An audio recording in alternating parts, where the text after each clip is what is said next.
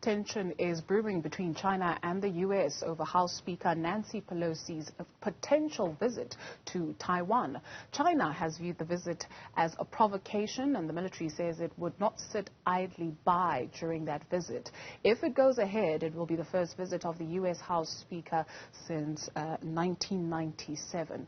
Joining us to make sense of these developments is Anthoni van Nieuwkerk, international relations expert. Anthony, always good to see you. Thank you very much. And of course, you've got three players in this play, if you will. Taiwan, China. Taiwan claims independence. China is standing by its one China policy. A brief history lesson between the two, right? China and Taiwan. How should we understand the relations? Good afternoon, and thanks for the opportunity. You're right, there's a bit of history here, and I think we can keep it brief. Because, you know, as you started off by saying, the tension is building. It's a day of high drama. As we speak now, Nancy Pelosi's aeroplane is flying from Malaysia in the direction of Taiwan. But we don't know if she's on board. And if she is, and that aeroplane goes to Taipei, then there'll be trouble.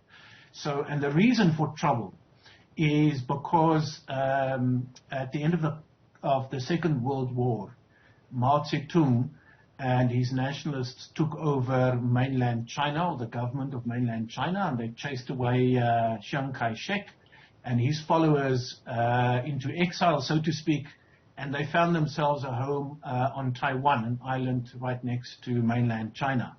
And over the years have evolved into a different political system. Many people call it democratic and open, respect for human rights and so on. And Nancy Pelosi, the Speaker of the American House, claims that she's going there precisely to support this quest to be democratic, open and participative in the global economy. And Taiwan is no small economic player. They're very sophisticated with electronics. The Chinese are saying, wait, this is a province of China. It belongs to us.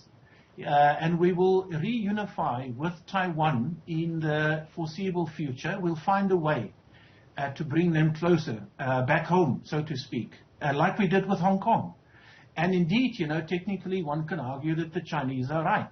So if you're a superpower, if you're a rival power from elsewhere on the globe, as the Americans are, and you want to advance or protect your interests, and you send your third highest, most senior politician to Taiwan, to this island, where there's a very strained relationship between the Chinese mainland and the Taiwanese, you are courting trouble. You are asking for trouble. And the real question then, I think, Dudu, is why on earth would the Americans make this risk? And that's just it, right?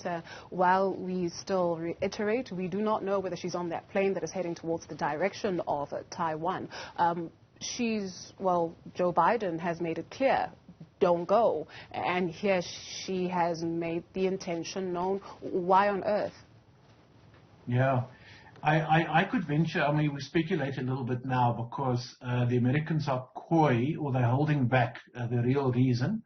They call their approach, philosophically, their approach to China, you know, one of strategic ambiguity.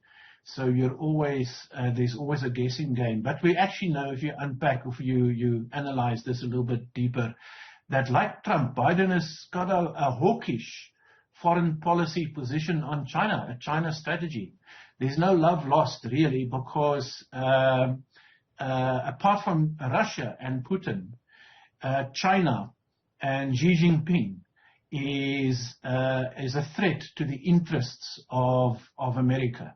And so the strategy that they've evolved sits around what we call the IP, or the Indo-Pacific region.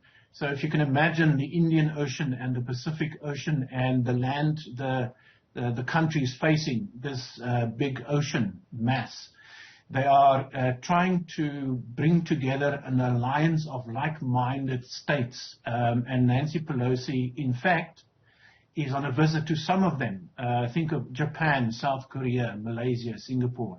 They sing from the same hymn book. They speak the same strategic language. This is coalition building or formation because what is coming in future over the horizon is some kind of a standoff and maybe a conflict between the United States, who is desperately trying to maintain its global superpower status, and the emerging giant in the East, which is the Chinese. This is like what, deja vu? In the weeks leading up to Russia's invasion of Ukraine, there was so much speculation. Will they not? I mean, when you take a look at China, it's got the world's largest military. They celebrated 95 years yesterday. Xi Jinping is facing some pressure at home economically as well. I'm sure this is something that he can ill afford. But should he is willing to pull the trigger, would you say? It reminds me of another history lesson. You know, in 1961, I was born, but not you. There was the Kennedy, the Cuban Missile Crisis. And just by way of analogy, in one sentence, the Soviet Union was supporting the Cubans in the backyard of Kennedy, of America. And it was all smoke and mirrors and a bluffing game. But nobody knew, strategic ambiguity, nobody knew whether the Soviets and the Cubans were erecting nuclear missiles on the Cuban island. And that's in striking range of Washington and New York. And there was a standoff, and the world, you know, for 8 days in September 61, it was holding its breath. But the situation was negotiated and resolved. And peace came back, sort of a Cold War peace came back. The question now is, if you put yourself in Chinese shoes, imagine the Americans are bringing billions of dollars of weapons to Taiwan, which is a province of China in the Chinese bigger scheme of things. They feel threatened, and they want to show the Americans, they want to teach them a lesson.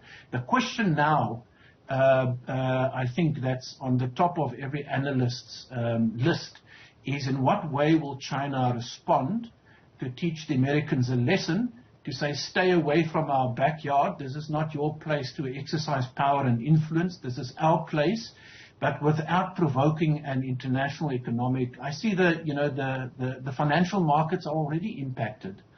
Neither the Chinese nor the Americans nor the global economy can really afford a violent confrontation over Taiwan. But I'll be the first to say that it's very difficult to predict what's going to happen next. There will be a response if Pelosi lands in Taiwan, and it's going to be unpleasant because it heightens the tension in an already unstable global environment. Sure.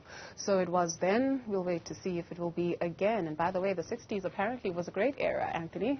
We'll talk about that, I guess, when we next speak. Good music. Indeed. The Cultural Revolution. Anthoni van Nieuwkerk is an international relations expert. Thank you.